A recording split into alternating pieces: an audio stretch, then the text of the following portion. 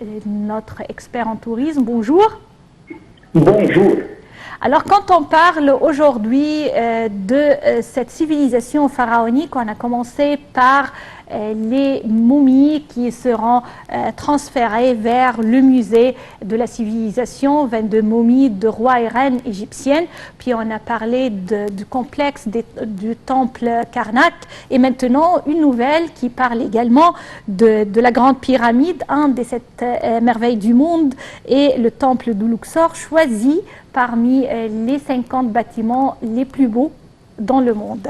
Selon vous, cette égyptomania qui existait toujours, mais qui est revenue avec force sur la scène actuelle, est due à quoi? Alors, l'Égypte, elle a une réputation de merveille, vu les travaux qui ont été réalisés dans un temps dont les autres civilisations n'avaient même pas démarré. Si on regarde l'Europe en tant que continent et non pas en tant que royaume ou empire, durant cette période, c'était une époque de glace.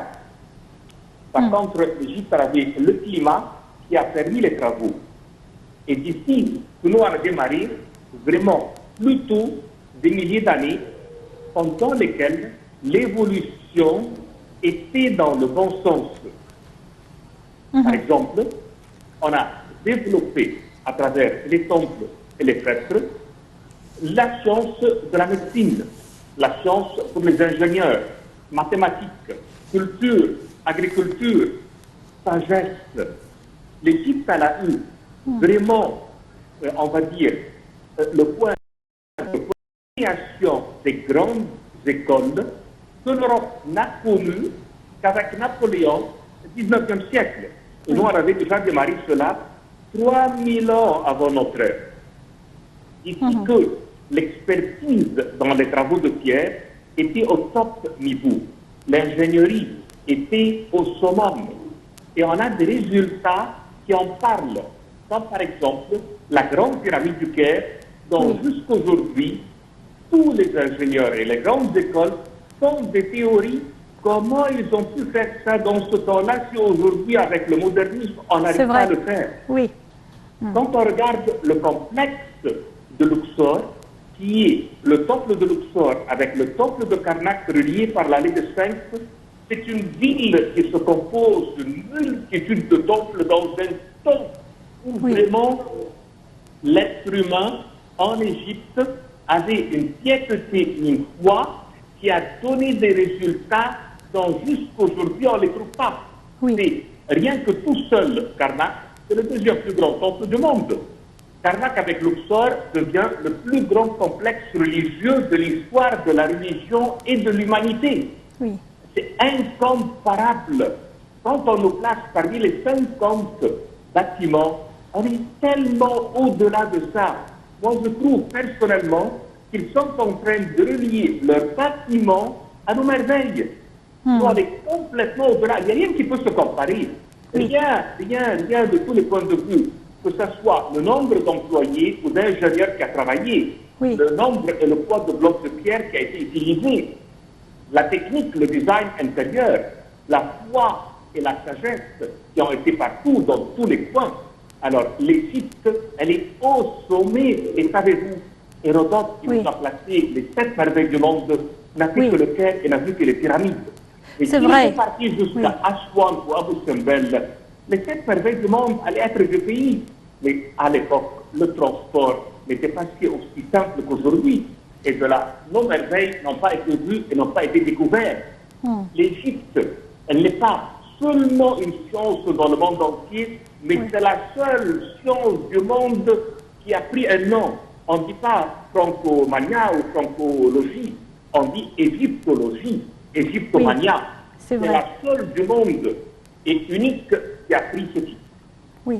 Alors, ça nous mène à parler également de quel genre d'imagination, de connaissance et également de perfectionnisme possédaient nos ancêtres pour réaliser ces chefs-d'œuvre qui existent jusqu'à nos jours. Et jusqu'à maintenant, au cours du XXIe siècle, on n'arrive pas à dévoiler tous les secrets, non pas uniquement de construire, également ils ont bâti ces bâtiments dans ce contexte ou sur cette forme.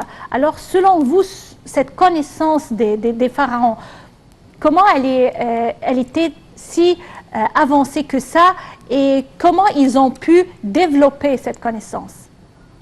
C'est la spiritualité, c'est le spiritisme.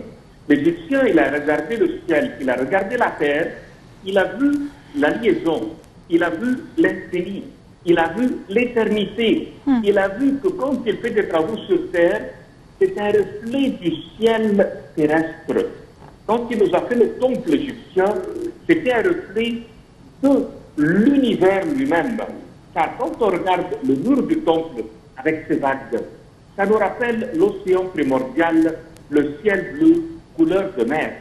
Quand on regarde les deux pylônes d'un temple, on voit les deux chaînes de montagnes qui entourent le fleuve du Nil. Quand on regarde les colonnes, on regarde la végétation, la plantation, les papyrus, les lotus et la production des palmiers. L'Égyptien, il a rendu l'univers. Il a fait un modèle microscopique. Le temple, c'est le microsome. C'est le petit modèle de l'ensemble. La foi, elle a fait ce travail. L'Égyptien, il avait dans son cœur le Dieu. Et la présence du Dieu a fait des miracles. Il a fait cela pour montrer au monde entier le Créateur. Il a placé dans les temples la prière envers l'univers et le fondateur de l'univers, à cette force universelle qui a donné la vie sur terre et qui va nous recevoir après cela quand on partira dans les barques solaires pour le rejoindre dans le paradis qui nous a préparé. Oui. La foi de l'Égyptien a fait des miracles. C'est vrai. Et également, en parlant du sujet des momies qui seront transférées vers le musée de civilisation, on parle des momies des rois et des reines qui ont survécu pour des milliers d'années jusqu'à aujourd'hui. Ça nous mène également à parler du respect que les Égyptiens avaient pour les divinités, pour les souverains et également pour le au-delà. Exactement. Savez-vous, en 1976, quand Ramsès II est parti en France, le président français l'a accueilli en tant que président d'État qui rentre dans le pays. Aujourd'hui, l'Égypte, elle fait encore mieux. On a traversé cela et encore mieux. Ça va être l'armée égyptienne qui va accompagner, tous les stars de l'Égypte qui vont être présents, acteurs et actrices, tous les représentants du monde entier vont y assister avec le modèle des chars royaux, avec des camions décorés en couleur dorée. Ça va être le Golden Parade de Pharaoh. Ça veut dire que la couleur de l'or va être dominante dans le sujet qui a été dans la mythologie égyptienne la peau des dieux.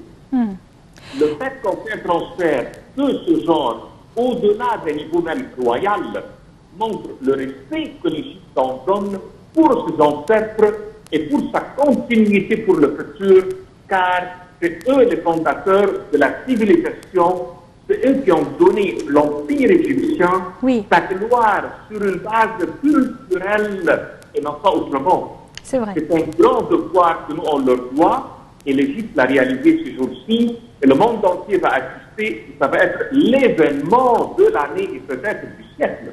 C'est vrai. Monsieur Simon Sayer, je tiens à vous remercier pour ces explications. Merci bien. Et juste une petite pause et on enchaîne avec la suite de notre programme pour aujourd'hui.